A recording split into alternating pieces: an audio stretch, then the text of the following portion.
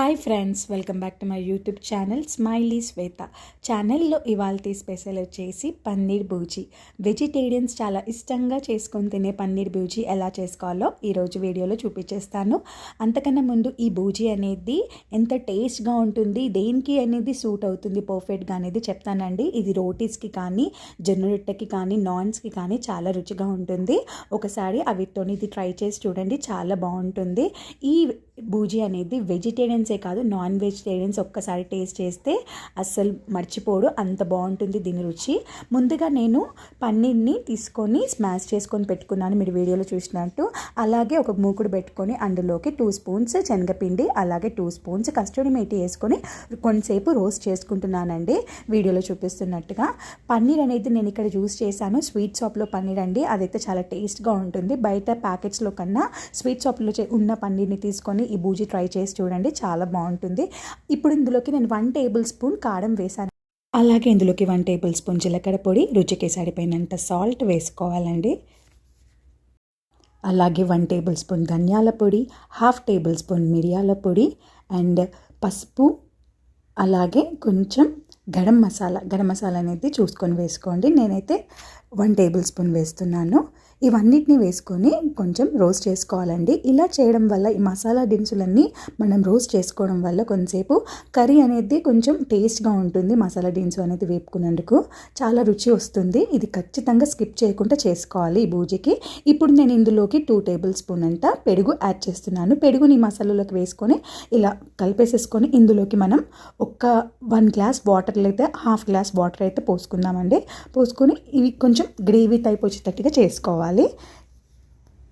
ఇలా వాటర్ పోసుకొని gravy type వచ్చేదాకా చేసుకుంటే, మనం ఎంత గ్రేవీ కావాలి అనుకుంటే అన్ని వాటర్ పోసుకోవాలండి. నేను ఎక్కువ క్వాంటిటీ చేయాలనుకోవట్లేను, అందుకనే వాటర్ ఎక్కువ పోస్తే క్వాంటిటీ ఎక్కువ అవుతుందని చెప్పేసి ఈ మసాలా క్వాంటిటీని నేను 1/2 కప్ వాటర్ పోసి చేసుకుంటున్నానండి.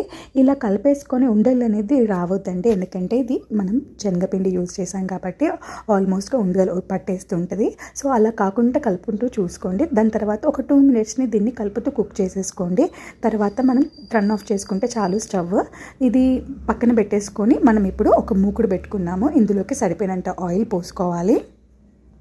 నూనె వేడాక ఇందులోకి నేను 2 ఆనియన్స్ తీసుకుంటున్నానండి. 2 ఆనియన్స్ చిన్నగా ముక్కలుగా తడుకొని ఇందులోకి వేసుకుంటున్నాను, ఫ్రై చేసుకోవాలి. అలాగే 2-3 పచ్చిమిర్చి తడుగుని కూడా నేను ఇందులోకి యాడ్ చేస్తున్నాను. ఇవన్నిటిని పచ్చివాసన పోయేదాకా వేగించుకోవాలి. గోల్డెన్ బ్రౌన్ కలర్ వచ్చేంతసేపు కాదు, కానీ పచ్చివాసన పోయేంత వరకు వేగించుకోవాలండి. ఇలా పచ్చివాసన పోయిన తర్వాత ఒక 2 మినిట్స్ తర్వాత నేను ఇందులోకి అల్లం వెల్లుల్లి పేస్ట్ యాడ్ చేస్తున్నాను. ఒక 1 టేబుల్ స్పూన్ అల్లం వెల్లుల్లి పేస్ట్ అయితే సరిపోతుంది. గంట కొంచెం పెద్దగా ఉన్న దాన్ని తీసుకున్నానండి. చిన్న స్పూన్ కాకుండా కొంచెం పెద్ద స్పూన్తోనే అల్లం వెల్లుల్లి పేస్ట్ వేసాను.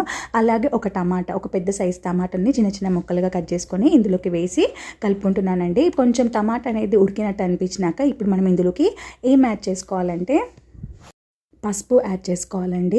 ఎందుకంటే నేను ఇందులో మసాలాలు ఏం యాడ్ చేయట్లేను, ఆల్రెడీ మనం మసాలా గ్రేవీ అనేది తయారు చేసి పెట్టుకున్నాం కదా, అది ఎప్పుడు వేయాలో నేను చెప్తాను. కానీ ఇప్పుడైతే ఇందులోకి ఒక చిటికెడు పసుపు అయితే యాడ్ చేస్తున్నాను. పసుపు అనేది చాలా మంచిది కాబట్టి మనం ఎక్కువ వేసుకున్నా కూడా బాగుంటుందండి, ఏం కాదు, మన హెల్త్కి అది చాలా బెనిఫిట్ అవుతుంది. ఇలా టమాటా మొత్తము ఉల్లిగడ్డ ఉడికినట్టు అనిపించినప్పుడు మనం ఇందులోకి పన్నీర్ని స్మాష్ చేసి పెట్టుకున్నాం కదా స్టార్టింగ్లో, అదనేది ఇందులోకి యాడ్ చేసేసి కలుపుకోవాలి. పన్నీర్ అనేది ఈ ఆయిల్లో, మనం వేసిన ఆయిల్లో కొంచెం ఫ్రై అయ్యేటట్టు వచ్చేదాకా కలుపుకోవాలండి. అప్పుడు దాని తర్వాత మనం ఇందులోకి ఆల్రెడీ ప్రిపేర్ చేసి పెట్టుకున్న గ్రేవీని యాడ్ చేయాలి. గ్రేవీ అనేది శనగపిండి కాబట్టి కొంచెం గట్టిగా అవుతుంది, సో మెల్లగా వేసి మనం కలుపుకోవాలి. అలాగే ఇప్పుడు ఇందులోకి మనం కొంచెం వాటర్ పోసుకుంటూ కలుపుకోవాలండి. అలా వాటర్ పోసుకుంటూ కలుపుకొని మనకి ఎంత గ్రేవీ థిక్నెస్ కావాలో అంత వాటర్ పోసుకొని కర్రీ కొంచెం దగ్గరికి అయ్యాక స్టవ్ ఆఫ్ చేసుకొని ఒక ప్లేట్లోకి తీసుకొని సర్వ్ చేసుకుంటే అయిపోతుంది. ఇది చపాతీస్కి, రోటీస్కి, అలాగే జొన్న రొట్టెకి, రాగి రొట్టెకి చాలా బాగుంటుంది. బటర్ నాన్స్కి చాలా రుచిగా ఉంటుందండి. ఈ రెసిపీ కనుక మీరు ఎప్పుడైనా ట్రై చేయకపోతే ఒకసారి ట్రై చేసి ఎలా కుదిరిందో కమెంట్ సెక్షన్లో కమెంట్ చేయండి. అలాగే ఈ వీడియో కనుక మీకు నచ్చినట్లయితే నా ఛానల్ని సబ్స్క్రైబ్ చేసుకొని మీ ఫ్రెండ్స్కి, మీ ఫ్యామిలీ మెంబర్స్కి షేర్ చేయండి. మళ్ళీ కొత్త వీడియోలతోని మీ ముందుకు వచ్చేస్తాను. అంతవరకు సెలవు, bye bye. Thanks for watching smiley Shweta.